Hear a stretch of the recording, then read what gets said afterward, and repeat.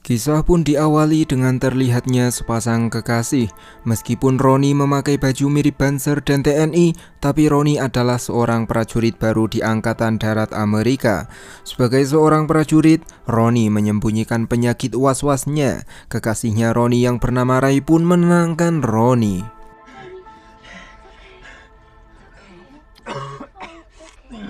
Di lain sisi, ada seorang pria taat agama yang bernama Lazarus. Dia sedang menemui istrinya yang bernama Ross.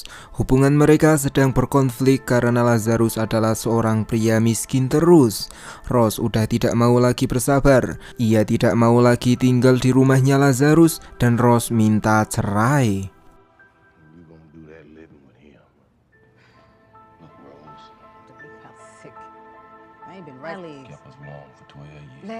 Kembali ke Ronnie yang kini akan berangkat bertugas. Ray tidak mengizinkannya karena nanti Ray akan kesepian tanpa Ronnie. Tapi Ronnie tetap berangkat bertugas. Alhasil Ray pun jadi stres berat. So no matter how far away we are,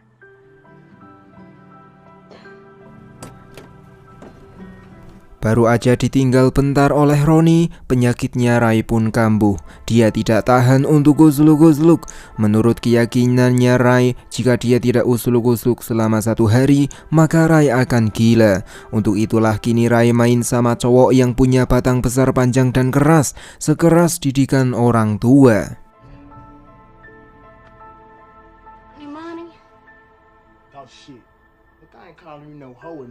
Setelah dipuaskan, Ray tidak minta bayaran. Ia pun berjalan kaki sambil menunjukkan kalau film ini berjudul Black Snake Moan.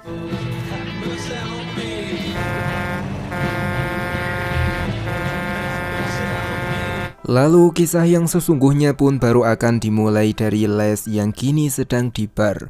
Tiba-tiba Les disamperin oleh adiknya. Adiknya Les meminta maaf karena dia dulu udah tidur bareng mantan istrinya Les.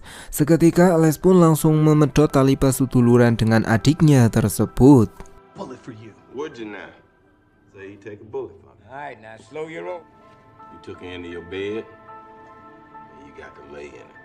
Lalu malamnya Ray datang ke pesta. Di situ ia bertemu dengan temannya Ronnie. Ray seperti menggodanya, tapi temannya Ronnie gak tertarik. Lalu Ray pun mabuk berat. Ia bermain bola dengan teman-temannya. Di situ Ray juga open serabi free. Siapapun cowok yang masukin batangnya, Ray selalu mengizinkannya. Kemudian saat pesta sudah usai, Ray ditinggalkan oleh teman-temannya dalam keadaan mabuk. Temannya Ronnie pun datang. Ia melihat gunung kembarnya Ray yang bulat dan mantap. Ia juga membawa Ray ke suatu tempat. Dalam mobil, Ray jujur kalau ia suka berusluk-usluk dengan negro, karena itu akan memuaskan dirinya. Rasanya tuh kayak prige ngono. Temennya Ronnie yang mendengar itu pun percaya, dan ia juga akan mengunboxing Ray di mobil. Tapi Ray bilang kalau batangnya negro jauh lebih besar dan mantap. Seketika temannya Ronnie emosi karena icik bosnya sudah dihina. Alih-alih mengusluk-usluk, ia justru menghajar Ray yang lubangnya sudah kayak gua pantai selatan.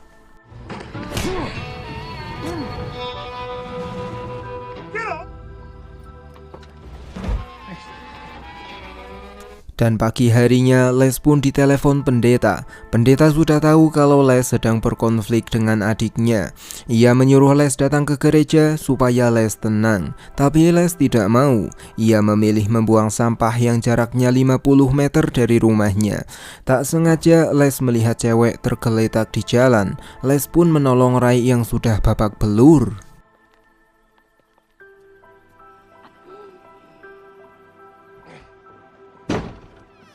Baru aja sampai di rumahnya Les, Ray bilang seorang negro yang bernama Tehron. Les pun menyimpulkan kalau Ray dipukuli oleh Tehron. Lalu Les tidak fokus ke pelaku, melainkan Les lebih fokus ke apotek untuk nyari obat. Sesampainya di apotek, kebetulan Les kenal dengan dokter yang sedang bertugas. Perlu kalian ingat bahwa Les adalah seorang pria miskin. Untuk itulah kini dia ngutang obat dengan alasan keponakannya yang sakit parah. Beruntung temannya Les percaya, sehingga ia pun mengutangkan obat untuk Les. see you in church this morning. Oh, It's good to see you. bad cough. You take her to a doctor. don't know what to do. Di lain sisi, Rai pun makin parah. Ia malah berhalusinasi ada orang yang akan membunuhnya.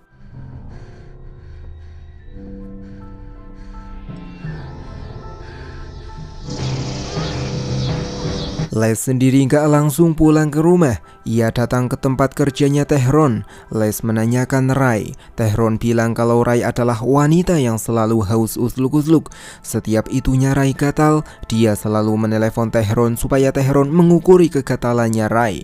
Lalu Les memancing soal gaya kekerasan. Tapi Tehron langsung mengancam Las. Jika Las menemukan Rai dan Las bermain kasar padanya, maka Tehron yang akan memberi pelajaran kepada Las. Seketika Las pun paham kalau Tehron bukanlah pelaku kekerasan terhadap Rai. That's all. I say, you wanna know? See, look, nigga, that sickness, you know. What sickness? She gotta get dick. Singkat cerita, sampailah Les di rumah. Namun Rai langsung mencocok Les dengan brutal dan minta dipuaskan. Les pun menolak dan mengambil Alkitabnya. Karena dia tidak yakin kalau ia bisa meruqyah Rai, ia pun memilih menjauh dari bahaya.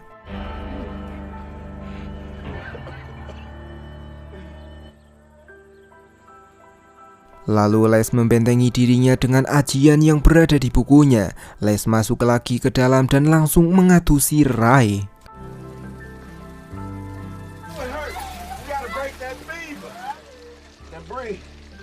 Malamnya, Rai udah sadarkan diri. Ia mencari Roni di kebunnya Les.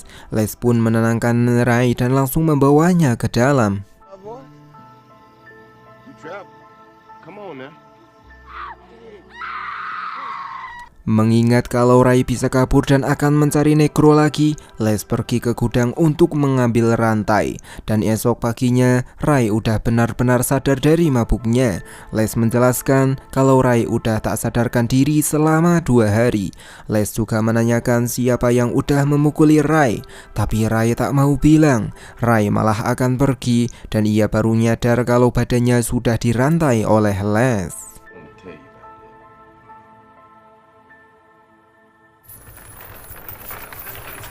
Les pun menjelaskan kalau saat itu Rai berhalusinasi dan selalu kelayaban malam-malam. Les akan melepaskan Rai saat Rai benar-benar sadar dan tobat. Rai pun ingin dilepaskan. Bahkan Rai ingin memberikan serabi lempitnya asalkan Les melepaskan rantainya Rai. Les yang mendengar itu pun tidak mau. Ia malah tambah yakin kalau Rai benar-benar sakit jiwa.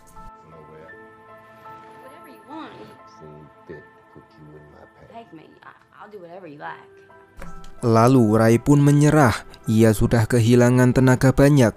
Les yang pengertian, ia pun memberikan Rai jagung guduk. Di situ Rai makan kayak binatang yang belum makan 1 minggu.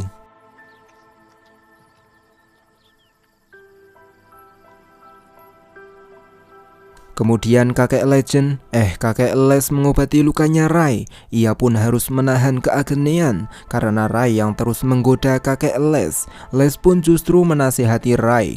Mereka manusia dan bukan binatang. Rai harus kembali menghadap Tuhan dan jika Rai ingin melakukannya, nanti saat Rai udah ada suami.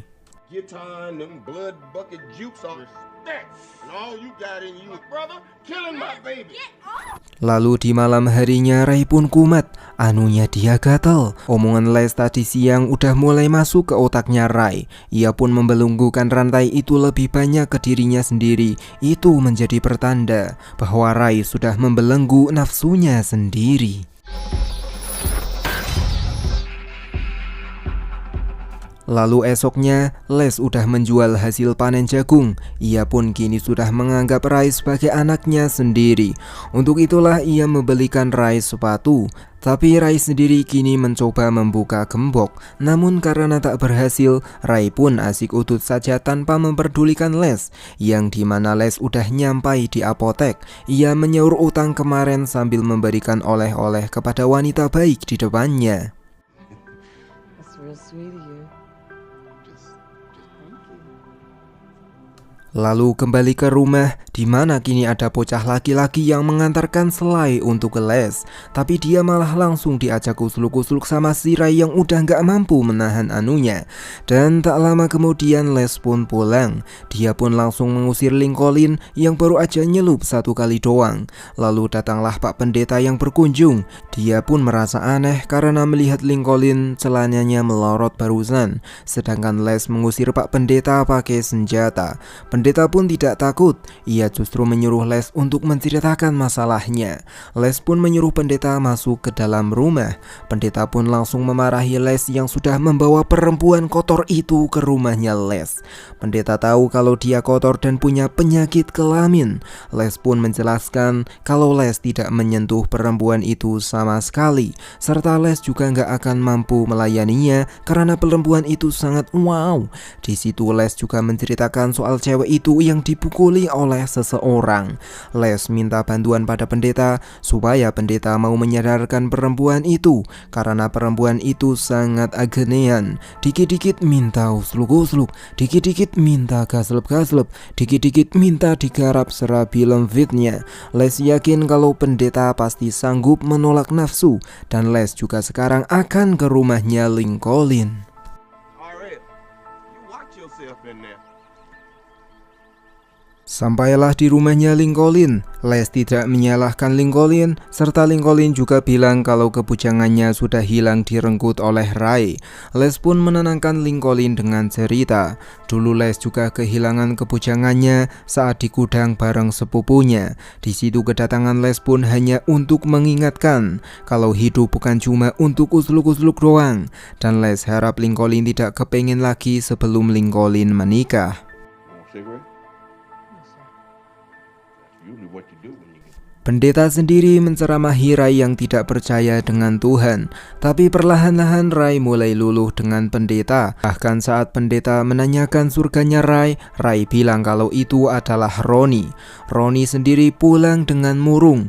Ia kebar menemui teman brengseknya. Di situ ada seorang pak tua yang tahu kalau Ronnie tidak diizinkan ikut misi gara-gara keburukannya Ronnie. Seketika Ronnie pun ngamuk. Whoa, son. It's all right. Hey, Herman. Temannya Ronnie pun menanyakan apa yang terjadi dengan Ronnie. Ronnie bercerita kalau ia mempunyai gangguan kecemasan. Saat Ronnie latihan, dia bisa membidik sasaran dengan mudah. Tapi saat ada kebisingan, Ronnie mulai gemetar, takut, sulit bernafas, dan merasa mual. Ronnie sudah termasuk dalam gangguan kecemasan selevel Burj Khalifa. Oleh sebab itulah Ronnie dikirim pulang.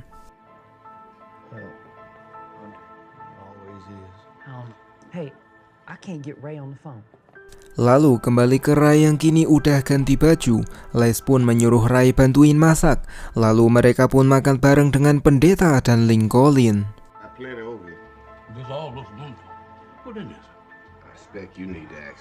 Ronnie dan temennya kini udah sampai di rumahnya Ronnie dan Ray. Ronnie bingung kenapa Ray nggak ada serta Ray nggak bisa dihubungin. Temannya itu pun menasihati Ronnie untuk menjauhi Ray karena Ray adalah wanita murahan dan lubangnya udah ambas sangat.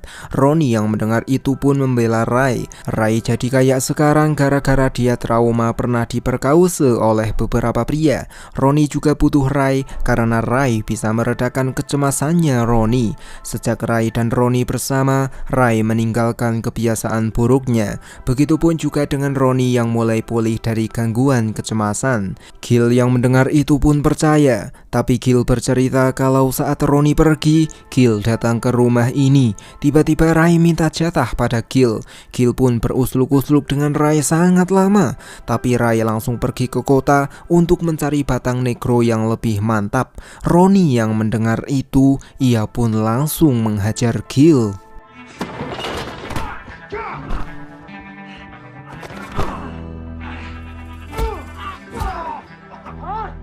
Lalu Ronnie pun pergi ke kota untuk nyari Ray, yang dimana Ray udah dibebasin oleh Les. Les yakin kalau Ray udah nggak gatel-gatel amat, serta Les juga siap mengantarkan Ray ke kota. Tapi kini Ray pun memilih dimainin gitar oleh Les.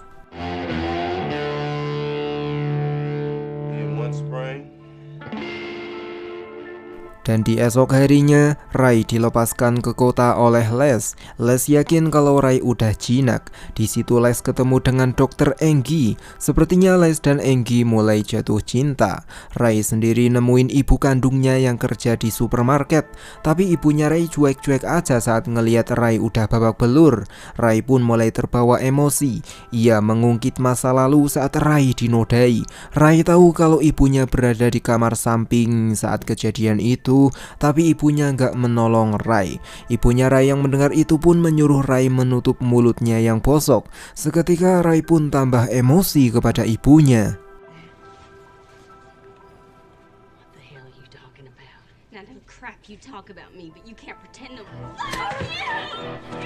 Les sendiri sedang berduaan dengan Enggi. Tapi saat melihat ada rame-rame, Les langsung menolong Rai yang disangka gila oleh mereka semua.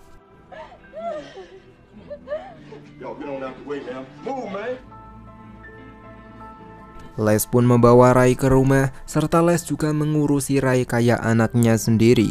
Dan di malam harinya, Les mengajak Rai ke bar. Meskipun Les udah jadi kakek legend, tapi Les nggak mau berhenti berkarya.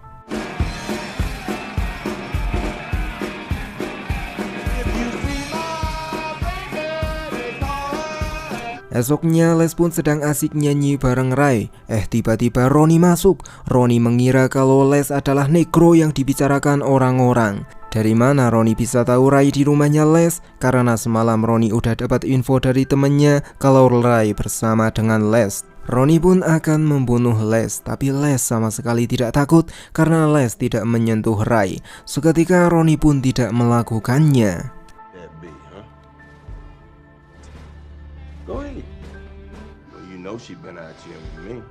Lalu Les menelepon pendeta. Datanglah pendeta yang menjelaskan kalau Rai udah tobat sejak dirawat oleh Les. Serta Les juga udah menganggap Rai sebagai anaknya sendiri. Kemudian Rai menceritakan soal penyakitnya, di mana sejak saat itu Rai sering panas. Dari kepala menjulur ke badan, dari badan ke itunya Rai. Kadang Rai menahannya, tapi Rai lebih sering tidak bisa menahannya. Akan tetapi sejak saat bareng Roni, tubuh Rai berasa lebih baik. Menurut keyakinannya Rai, itu karena Rai mencintai Roni. Rai sadar kalau Rai udah super rusak, tapi Rai juga sadar kalau Rai benar-benar mencintai Roni. Roni yang mendengar itu pun siap menikahi Rai.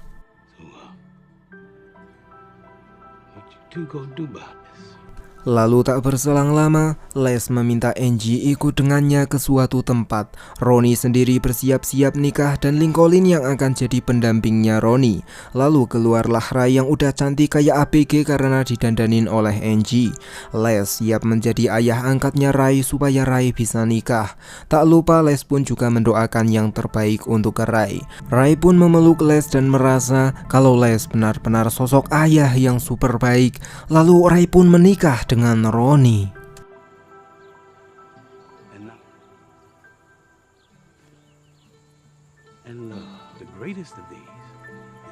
Setelah itu Enggi dan Les pun jadian. Sedangkan Rai dan Roni akan malam pertama, tapi bukan malam pertama kalinya. Di jalan menuju kamar honeymoon, Roni cemas karena mendengar kebisingan, serta Rai yang teringat dengan kejadian buruk yang menimpanya. Tapi Rai mengingat Les supaya ia bisa tenang. Hasilnya Rai pun bisa menenangkan Roni dan mereka pun akan nusluk-nusluk. Dan begitulah ending dari film ini. Kesimpulannya adalah ketika cewek udah ketua-guehan, maka dia makin menjadi-jadi tak terkendali. Awalnya sih memang katanya sakit, tapi kalau udah lanjut, dia yang akan bilang terus dan terus tanpa henti. Sebuah lubang tak ada artinya lagi tanpa dimasukin barang yang pas. Untuk itulah menjaga lebih baik daripada menuruti keinginan sesaat. See you and thank you.